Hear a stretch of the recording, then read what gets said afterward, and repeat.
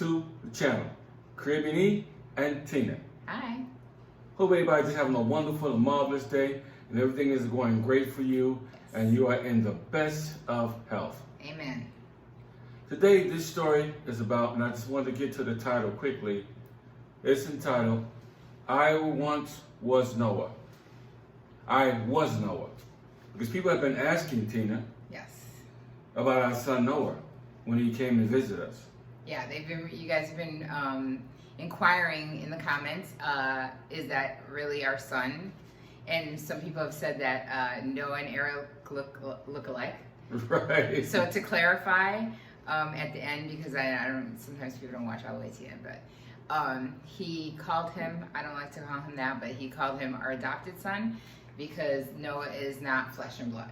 Right. Like, right. he's my flesh and blood, but, you know, like, I didn't have him. He didn't have him.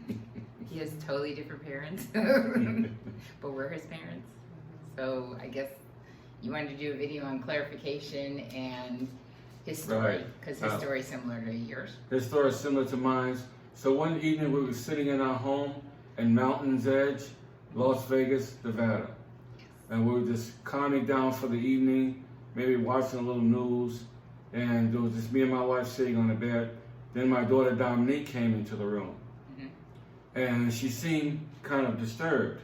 She was crying. She was crying. Yeah. And we want to know why she was crying. So she sat there between us, we began to talk.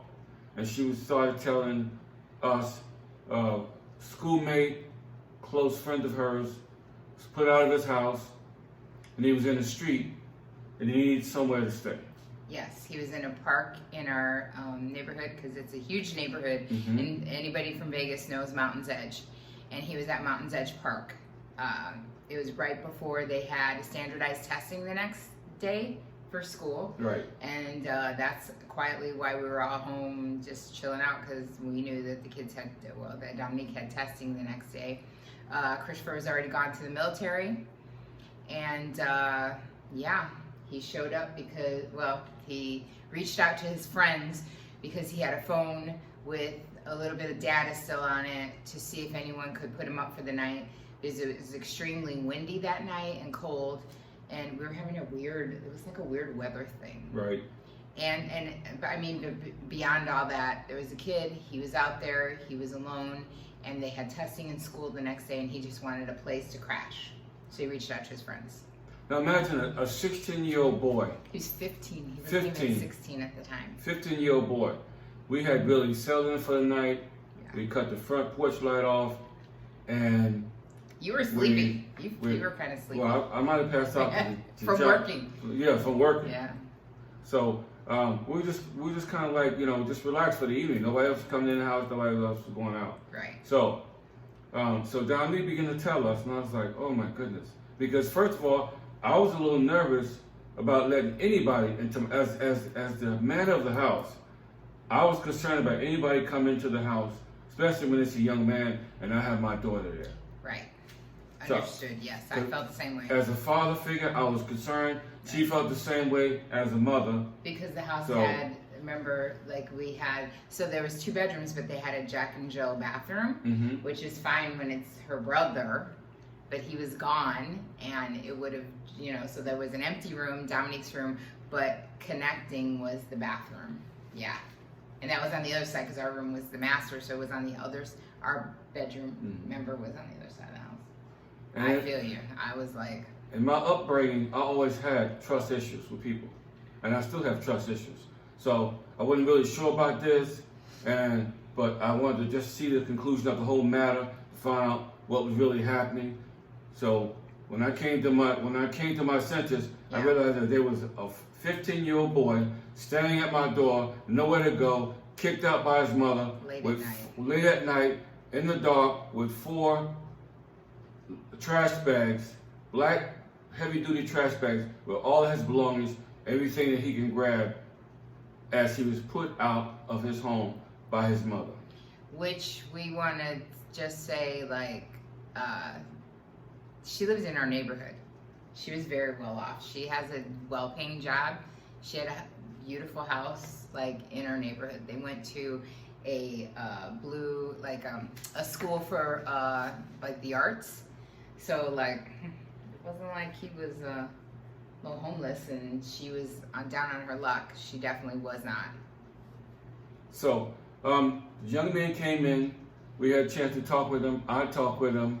You talked to him because I said that's a man thing. You go and talk to him. I stayed upstairs. I had a conversation with him because I wanted to see his demeanor, his spirit, and make sure that we wasn't getting into something that we wake up in the morning and our stuff is stolen or whatever could possibly happen. And so you made him sleep downstairs. And I made him sleep downstairs. Yeah, in the living room. Just in the living room. It. She fixed it for him. Yeah. Let him sleep downstairs. You took him to school, right? Wasn't it? And I believe I took him, but I did take him to school. I don't know if that was the next day I took him to school. Yeah. I'm not really sure. I thought you did. I thought you said I'll drive him to the bus stop or whatever on my way. Okay. Yeah. So after I talked to this young man, our agreement was just a temporary condition. It was based on conditions. Temporary conditions, whether your birth mother can come to her senses, allow you to come back in and live your life, not on the streets. Well, we didn't know the situation. It sounded like to me, like they just had a heated argument. I was thinking just a heated exchange of words. I had one with my oldest son, so I knew that well, right? And it was before the holidays because it was before Thanksgiving. Because we celebrate Thanksgiving every year as like the birthday of Noah kind of coming to us, our anniversary, I should say, not birthday, but anniversary of him. So it was right before the holidays, and I thought it'll blow over, like no mother would ever, like not want to be on the holidays with their kids. I couldn't do it. So that's why you kept saying temporary. Are you sure it's temporary? And I was like, oh yeah, like his mom and him are going to make up. It's the holidays. He'll be back at home. So not knowing that God had a plan. Yes. And sometimes, we always say God works in mysterious ways. We really didn't know this, but this was an awkward situation because I was placed in an awkward situation, having trust issues. My wife was kind of, she was kind of skeptical too. But I looked into my daughter's eyes and I said, well, hey, there's more to this than what our logic of thinking. So let's just think out of the box and see what's happening here and see what we can do to help this young man that was actually in the park, going to sleep by himself because no one would take him in. So after that first night, we think we was going to leave him and stay for a week or two, or well, there was no. So he came home with Dominique after school. You were at work because you work into the evenings, and I said to you that I would talk to him because I always feel like there's like the kids' version of the story and then the parents' version of the story, and somewhere in the middle is the actual truth. The truth, right? So I sat down and I talked to him, and he told me. He said, "My mother, like." She gets angry. She had 6 kids. I was like the last one there. I knew my time was limited. I said, what's up with the bags? He said, I used to keep my stuff in the bags because my mom is prone to throwing people out. All my siblings, at some point, were thrown out by my mother. And that night, actually, he wasn't the only one thrown out. His sister had come, who was an adult. She came with 2 of her children. One was an infant, and she was trying to relocate from New York to Vegas because her mother told her to come. And when the sister stood up for Noah, she got thrown out also. So Noah wasn't the only one displaced. His sister, his older sister, and her 2 kids were also kicked out. But he had a brother in town who could take in the sister but didn't have enough room for Noah. And Noah said, take them in because, she obviously, because she has kids, I'll find something. And God just led him to I feel like God led him to our doorstep. So he came to our doorstep, and it's like a family, chemistry just began immediately. Yeah. I had a conversation with him. I like his humble spirit. I like his demeanor. It was just something special about this young man. Yeah. Something different about him. He wasn't roguish. He didn't disrespect my home. He didn't disrespect my rules. We had a chance to talk to him. And it seemed like one week led into another week, led into another week, led into another week. And you know what? He never left. I didn't want him to leave. Honestly, never left. and remember, right before that, I was kind of battling depression because my oldest had gone. Right. And I had like that empty room, and he would come home, and I would tell you that I was crying all day. Mm-hmm. I was laying in the room, I was holding the pillow, I missed my son. I miss Chris so much, it hurt so bad. And Chris got harmed in the service during basic training, which led to him being gone even longer. And I just couldn't take it. I was like literally depressed. Seriously, it was depression. And it was like, I couldn't see the big picture, but like looking back, like I literally just had this conversation with Noah. I told you like when he was here. I was like, I didn't see it then, but I see it now, that whereas I saw a hole, God was like, you need to make that hole because I need somebody there. Mm-hmm. And you need to let go of Chris and let him just grow up. And then I'm going to bring somebody that I need you guys to nurture more. And there was Noah. And he was never a burden on us. No. Okay. He actually brought the family together. He brought the family together. Because you were a new stepdad. I was a new stepdad. You're fine with Dominic.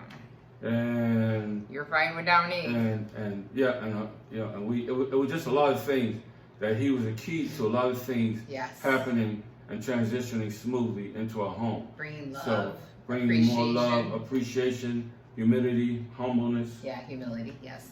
Yeah, because I think that he made you open up more, and then he in turn made Dominique realize how special you were, and what a great stepdad she had, which in turn you and Dominique grew even closer. So I honestly, that's why I said God has a plan. I could not understand it in the midst of the chaos, because you were like, he's only gonna be here a little while. And then the holidays came and his mother was like, I made him call his mom, which to this day I still regret because she was so horrible on the phone to him. But he was like, told you she didn't want me around. And then I was like, you know what? You can stay here as long as you want. After you and I had the conversation. We had the conversation. And you said that's when you said to me, I am Noah. Now, a certain amount of time went by, and it dawned on me, I was Noah. Yeah. Because my mother, it was 5 of us in the projects years ago in the state of New Jersey, Newark, New Jersey. And my father beat my mother up, cut up all her clothes, and left. And so my mother never recovered from that. She went to the bars every night drinking. We wasn't taken care of. We wasn't eating right. So finally the state came in and got involved and declared my mother unfit as a mother to take care of us. So they gave my mother some options. They were either contact my older sister, we stay with her, or they're going to split us all up. So my older sister took on all that responsibility. But by the time we all got to my older sister's house, the damage was done. The damage was done mentally to every one of us. Even today, there's still a big separation in my family. But what I'm saying all this to say this.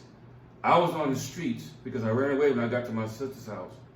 And when I say I ran away, I would go to Penn Station, Newark, New Jersey, as a stowaway, get on the train, and go all the way to Florida as a stowaway and hit in the luggage compartment for hours. That's amazing. I don't even know how he did it, but he did it. His mother even said he did it.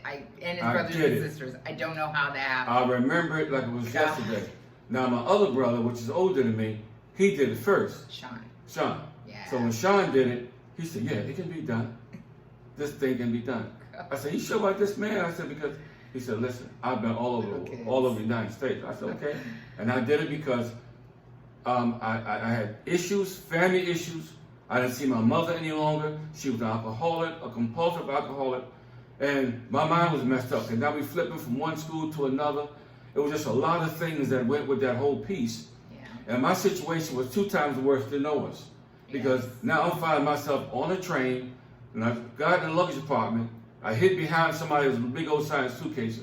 I woke up the next morning, the last stop, I was in Miami, Florida, Dade County. So I turned myself in, I surrendered.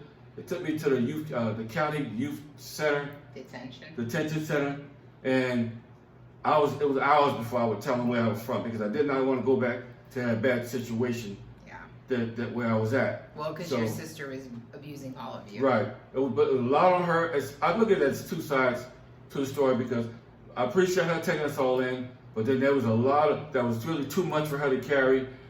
She lived in a two bedroom house, 1 bedroom downstairs, and 3 bedroom house.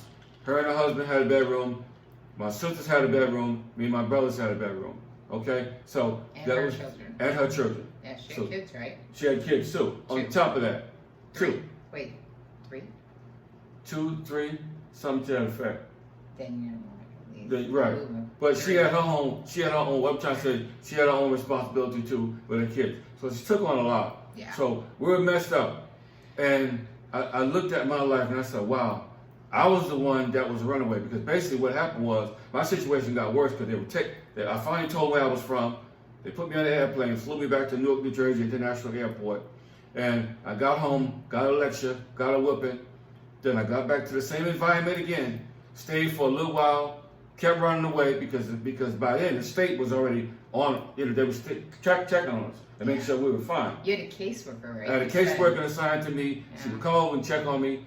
She came over and checked on me. They said he's nowhere around. He ran. That boy done run away again. Because I kept running away. I kept running away and kept running away because I wasn't happy. Then they assigned me a state caseworker, and finally they put me in a children's shelter in Nutley, New Jersey. I'll never forget that. So I went from a shelter, and from the shelter, I went to a foster home.